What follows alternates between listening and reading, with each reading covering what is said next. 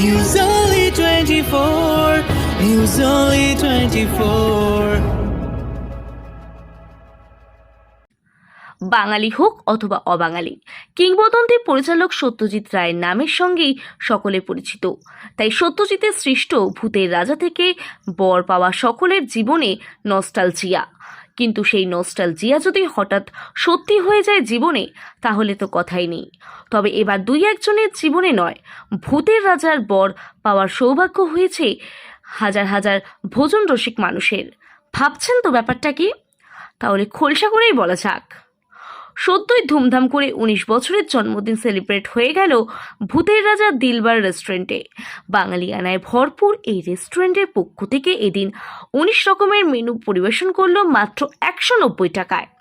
এই অফার চেটেপুটে উপভোগ করতেই সকাল 10টা থেকে রাত 10টা পর্যন্ত ছিল লম্বা লাইন।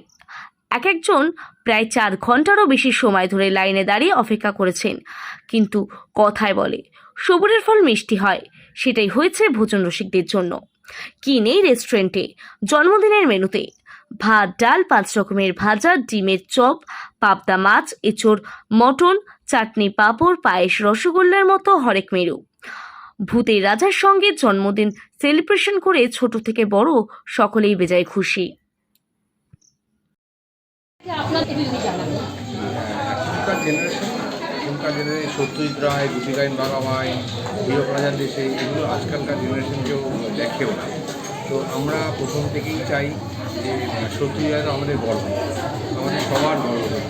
ওনার যে এই গল্পগুলো আমরা ছোটোবেলায় এত মনোযোগ দিয়ে দেখতাম, তো আমরা চাই এই সত্যজিৎ রায়কে সবার সামনে তুলে ধরতে। এই কারণের জন্যই ভূতের রাজা দিলবরের জন্ম। এভাবে মানুষ এত লাইন 365 আজকে জন্মদিন, সত্যজিৎ রায় 103তম জন্মদিন আর ভূতের রাজার 20তম জন্মদিন।